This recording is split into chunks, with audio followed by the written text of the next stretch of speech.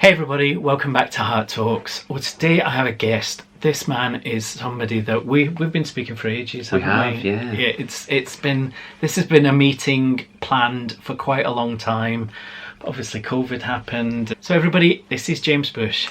So James, could you just give us a quick rundown of who you are and why we've got together to talk today? Sure. So my name is James Bushe. I am Europe's first newly qualified airline pilot living with HIV. In 2017, I started a campaign to change the rules that had prevented people living with HIV from becoming airline pilots, and was successful in making that change.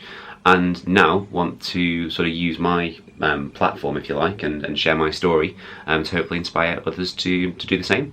What was it that made you think, made you decide, I'm going to take on this fight? Because, I'm sure it hasn't been easy to do this. So, what was it that made you decide that it had to be done? Do you know what? I think for me, it kind of goes back to being diagnosed with HIV. And that was back in 2014. Mm-hmm. And I remember sitting in the doctor's office and getting the news, and I was devastated, of course. Mm-hmm. As it's a big shock. Yeah. But my thoughts almost immediately turned to what will this mean for my flying career? Yeah. And from that sort of moment, I had this thought in my head that whatever happens, I cannot let this diagnosis stop me from becoming an airline pilot. Right. And it all sort of spiraled from there, really. Because it was, I remember reading somewhere that it was your boyhood dream. You were flying since you were 15. That's it. I started flying at 15, so I could fly before I could drive a car. That's mad, isn't it? Do you know, it is mad, because I sort of look at kids that age now and I think, oh my god, wow, I wouldn't have trusted you with an aeroplane. Yeah. How on earth anybody else? It's crazy. But yeah, and I'd obviously sort of taken different paths to. Various different paths along the way before I realised that dream, but it was something that had never gone away. When I was diagnosed, I thought, right, I can cope with this. Mm-hmm. I can move on, and this can be, I can live a normal sort of happy, healthy life if I know that this won't impact my flying career. Yeah. So I suppose you've touched on it slightly, but you've touched on the career, the fears of how it would affect your career. What other fears that you had about being HIV positive? Well, it's funny because, and it sounds crazy now to think that I said this, but the first words out of my mouth to the doctor were, "How long do I have?" That's almost exactly what I said. I'm going to die from this, aren't I? And, it was 2014, mm-hmm. and her answer was essentially, without being flippant, well, how long do you want? Mm-hmm. you've got the same chances as everybody else. Yeah. And I didn't know that. I was pretty ignorant, really. Yeah. As to what it meant to live with HIV. Within the social circles that I'd been moving in for the years prior to that, we didn't really speak about HIV. Right. And that's interesting. Right. Yeah, and the few sort of references that were made, it was always to people that knew people, mm-hmm. Third hand, mm-hmm. and there was potentially a sort of a pity actually in those conversations, and it was moved on from very quickly. And the focus in my world, prior to being diagnosed, was to prevent that from happening. Yeah. So my fear, to sort of go back to the question, was that I would become HIV positive, and I'd almost disallowed myself to understand what the consequences of that were. Mm-hmm. And actually, what that meant was that my only understanding was what was formed in the world around me when I was growing up, which, of course, is the tombstone campaigns of the 80s. Exactly. And, that sort of perception, certainly within family circles, was that, if you are a gay man, is someone who is most likely to become HIV positive, to get AIDS, mm-hmm. and to die. and that was what I was, carrying actually for my entire young adulthood until I was diagnosed. It's just a question that's just come into my head from you talking there. I know for me and obviously I'm older than you, but me as a young child learning about AIDS and HIV, it was a death sentence. It was these skinny, gaunt men who, just looked terrible, and all these kind of, the stereotypical idea that we had of AIDS in the 80s. Was that similar to what you had, being old, being younger, and becoming positive later on? Was it a similar? So I think for me, I knew about those campaigns from sort of my own, I guess, research when I was sort of, in my early 20s to sort of, I guess, try and understand a little bit. But actually, it was probably more from even going into a sexual health clinic to go for a regular test or regular screening. My memories are that there was almost like an entire industry around taking a HIV test, and that I would go in and there would be a conversation before taking the test as to do you want to take a test? Do you understand the implications of taking the test? There will be a conversation after the test was taken. Again, do you understand the implications of this? And then walking away for 2 weeks with this pile of leaflets waiting, and it was horrendous. An awful wait, and then a huge sense of relief. To find out that was negative. So actually, my sense of what it meant to be HIV positive was built up from that. It was built up from years of going for a test and going through that process of, okay, this is a big deal. Didn't really know what the big deal was at that point. Just knew it was a big deal. Then having that anxiety for that 2 weeks. Then having the relief, and sort of that perpetuation of that cycle was, I think, what made me fear a positive diagnosis so much. Yeah, I get that. We were talking about how that whole process is a stigma creating,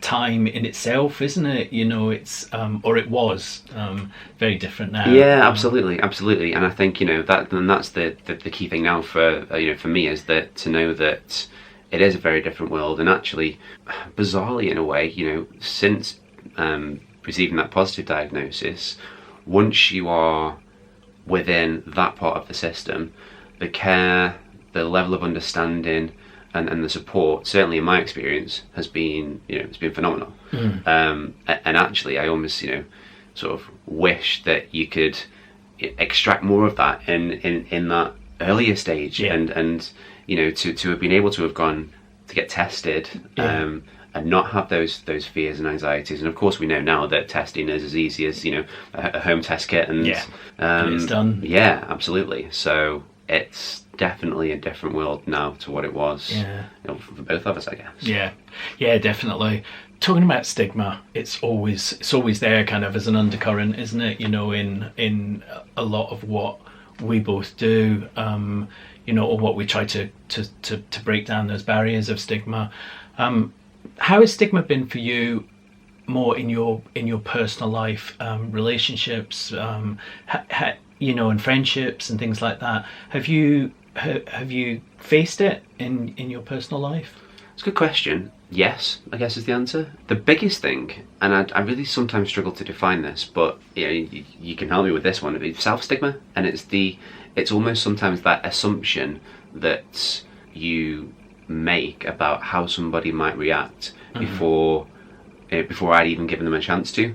So in disclosures, that for me was a huge part of my life, and something that in the very beginning I found quite difficult to deal with. And I would spend hours, days, weeks before thinking about having a conversation with somebody. When do you tell exactly them? And already I've in my mind been through every different iteration of how they might react, always landing on the worst case scenario and convincing myself that what, I'm going to tell this person, and I'm telling them now because I'm prepared to lose them. For the worst. You're prepared for the worst, aren't you? That was huge for me. And actually, you know, more often than not, the reaction was incredibly positive and one of incredible support. Sometimes even frustration and anger, you know, oh my God, I can't believe that it's taken you this long to tell me, and that you've gone through this on your own for such a long time. It's crazy, isn't it, the way we beat ourselves up, and, you know, of the fear of what somebody else might do or what somebody else might see. Yeah. It seems crazy now, doesn't it? Absolutely. You know, the thing for me now is that, and I guess what has allowed me to speak openly about it is that, you know, whatever somebody's reaction to a disclosure, it is a reflection on them, not you. Yeah. It is not a judgment on you. It is a reflection on their own level of understanding and experience as to what it means to be a person living with HIV. So that's the first area, I guess, you know, the self-stigma disclosure part. The second one tied into it is definitely relationships. And when I was first diagnosed, it was 2014, so we didn't know about U equals U. Yeah. And I, for, you know, 2-3 years, went around feeling like this sort of weapon, almost. Radioactive. Yeah. That, you know, nobody will want me. And I completely closed off, you know, physically and emotionally from everybody. Yeah. And, you know, when you try and make a disclosure to somebody, and it doesn't go well, it just reaffirms that belief that actually I am, you know, radioactive, and clearly I am not lovable.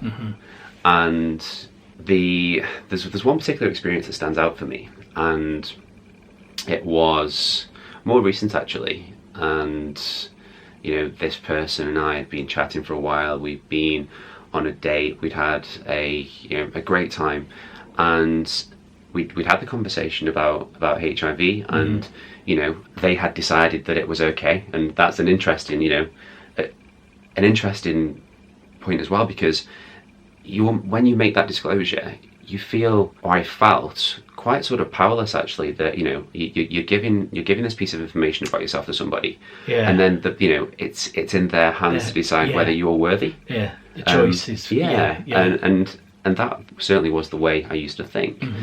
And, you know, going back to this person, at the end of this date, we kissed, we parted ways, and 3 days later I had a text message to say, I have a really bad throat, I feel really run down, and, you know, I'm exhausted. And what year was this? This was 2019. And, you know, that, you know, clearly the inference there is, you know, I've contracted HIV from kissing you. Yeah. And to this day, and I try to steer away from stats that I don't know, but this one always sticks in my mind, that 50% of the people in the UK still believe that HIV can be transmitted through kissing somebody. Which, you know, and that was my real life example of that. Yeah. And that was my real life example, despite the fact that we had weeks of chatting, and you know, and I thought, you know what, I don't even want to meet up with somebody and expose myself, you know, be any more vulnerable than I already have, unless I'm sure that this is not going to be a problem. And despite, you know, all of these sort of reassurances in theory, because it's easy for somebody to accept it in the abstract, and when you're not there. But as soon as, you know, they're faced with that scenario, it was a different outcome. And, you know, I don't for one second blame that person at all, because it is representative of, you know, how much work we still have to do to change perceptions and eradicate stigma. And, you know, stigma is misunderstanding, it's misconceptions. And it's almost, and what I found in that scenario, it's a disbelief. It's that, you know, sometimes we think that just because we've delivered the message, that it's been received and it's been understood, and that's not necessarily the case. So you know, in terms of relationships, that's one of many. And I think there's so many people that can tell that story or similar stories to that, James. You know, I've got stories like that myself. It is it is just a reminder of what still needs to be done, isn't it? I remember when you first, when there was first everything in the news about you being the first commercial pilot, is that right? To get your license that was HIV positive. Tell me the difference, because I remember hearing you say that if you contract HIV, remind me again. What it was. In 2017, when I went to get my medical, that I needed to do my commercial training, the rule stated that if you were I need to get this right now. Yeah, I know. If you were a commercial pilot already that subsequently contracted HIV, you could continue to fly. Okay. If you were a person living with HIV that wanted to become a pilot, you couldn't. Right, and that was where you fell. Yes. Yeah. Okay. And that was what sort of started the whole campaign. Okay. And it was funny because, not funny, haha, but just funny, stupid, because we can laugh about it now. I remember seeing as well that obviously you all know I'm type 1 diabetic, and they class HIV in the same field, didn't they? As why somebody with diabetes, and I can only talk for my own diabetes, but I am bad enough driving a car. I worry about it enough just driving my car, let alone driving an airplane. So I can understand why I wouldn't be allowed to drive an airplane as a diabetic, a type 1 diabetic. But as somebody with HIV, the balance just isn't there, No, and at the time it was quite a blunt instrument, and it's quite a the line needs to be drawn somewhere in aviation in terms of what's safe and what's not, and rightly so. We act with an abundance of caution and an abundance of safety. But what that meant was that the risk profile of somebody who was diabetic was considered to be the same as somebody living with HIV. And what we mean by that is essentially, what are the chances of you becoming ill during flight? And what the sort of assessment was that actually it's the same chance for you as it would be for me. Common sense tells us that actually it's not. Yes. And that was my my point and my challenge to say that HIV has changed. The risk of you becoming unwell during flight, acutely unwell, is not what it might have been in the 90s and the early 2000s. And the issue was, from a medical perspective, was that all of the evidence that was being used to justify that position had not been updated. Nobody had done any research into the relationship between flying and HIV. Yeah, and because nobody had challenged it. Yeah, and and with these things, there's no impetus to sort of there's no curiosity to update these rules until somebody comes along and says, hey, you might want to have a look at this again. Yeah, and that's what you did, isn't it? So how has it been since, because obviously I know you've been involved with a lot of campaigns, I know you've been talking a lot. How has it been since you've started talking about it? Because personally I think it gives you a different kind of feeling about who you are and what HIV is. But how has it been for you? I certainly think it has allowed me to become more comfortable with my own diagnosis, and to give it a sense of purpose above and beyond just me, I guess, has been great. And I always said that when I sort of spoke out, it was to do three things. It was to say that to anybody who wants to become a pilot who is living with HIV, you now can. To anyone that is living with HIV facing any form of discrimination in any other form of life, here's here's an example of how you can challenge that. And then thirdly, to contribute to the voices of people who are tackling the stigma. And I think it's definitely helped me, kind of selfishly, I guess. It's quite cathartic to speak about it, and the more I speak about it, the more it normalizes it for me. Don't get me wrong, at the same time it can be challenging. And there's a balance, and you and I have spoken about this before. In that it's about striking the balance of what is reality. So on the one hand, what I want to do is come out and be incredibly positive.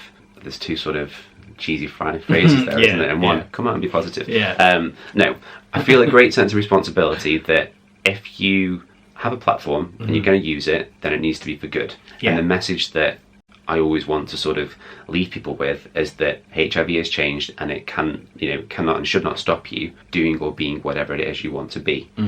What is often left out of those conversations is the bad days, because just like anybody living with any other chronic condition such as diabetes, not every day is a Hollywood movie. And I think sometimes we can be quite adverse to sharing those in fear that it might dilute the main message and dilute the positive message. But actually the reality is, sometimes it's tough. And it's not tough because it's HIV. It's tough because, life is tough. And and there's all those the other things going on, isn't there, in life? Just before you do a radio interview or something on TV or whatever it might be, 10 minutes before that you've been stuck in traffic and fighting your way home through rush hour, or just the normal the day-to-day life stuff.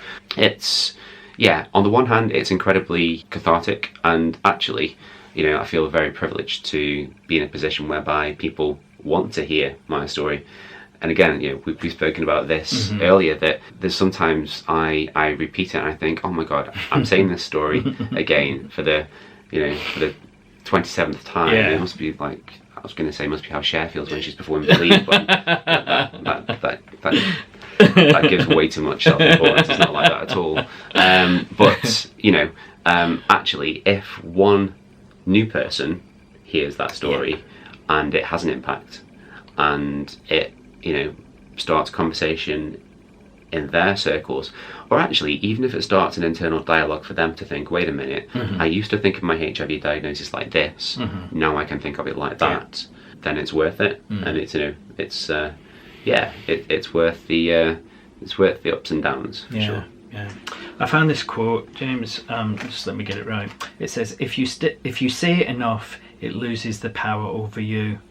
And I read that last night, and I thought, God, that's so true, isn't it? If you say it enough, it loses the power over you, because stigma is something that we have both faced, that we've both lived with, and we've both found that talking about it has broken down those walls of stigma for ourselves, but also for other people. Not everybody is going to tell their story, and to not tell your story is fine, isn't it? But we've chosen. I don't know if we chose it, but it's happened. Maybe it chose us. It's happened. But I think what you're doing has been incredibly important, not only for people living with HIV, but also for people in your industry. Because like my industry, I was told that nobody with HIV would ever have a lead role in the West End. Now, the amount of people in the West End that were fighting HIV privately and in shame, and I'm sure there's often people, there's been people that have not gone into flying because of their fear of being found out. So what you're doing is incredibly important. Yeah, I think what I hope it's done is to just start a conversation, not only as to how we treat people in aviation living with HIV, but with other conditions as well. And what the sort of unintended benefit of this process has done has been for conditions such as diabetes and certain allergies, whereby people who were previously not allowed to become pilots now can. Right. So they would allow me to fly a plane, is that what you're saying? I mean, it's not just about the diabetes. Okay.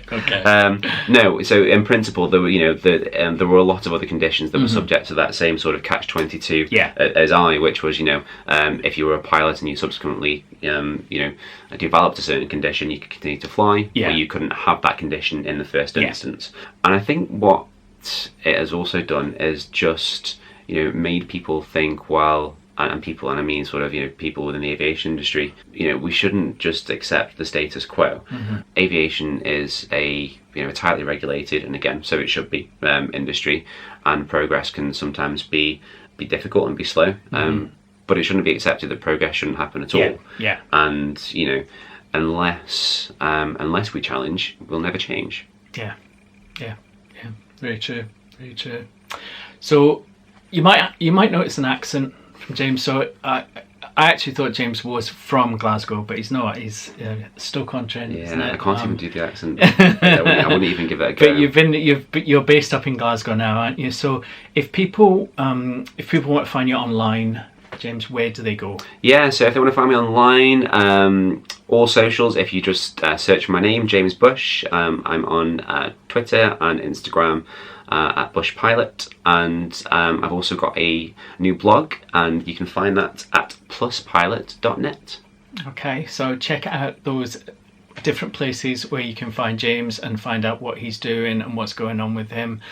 Thank you for coming on. Thank you for having me. It's been great to actually have you here in London, recording this with me at last. And hopefully we'll do something else in the future, because we both have ideas, don't we? We both have things that we feel are important that we want to do. So it would be good, to do something again in the future. So thank you, James. Thank you.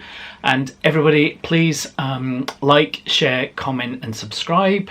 If you have any questions for James, please put them in the comment section below, and I will make sure that he gets them. And if you've had any similar experiences in not being able to do a job or not be able to follow a profession that you wanted to, please tell us about that, because it's always interesting to hear what other people have been through and what experiences they've had. Just pop that in the comment section below as well. So thank you again, James, and I will see you in 2 weeks' time.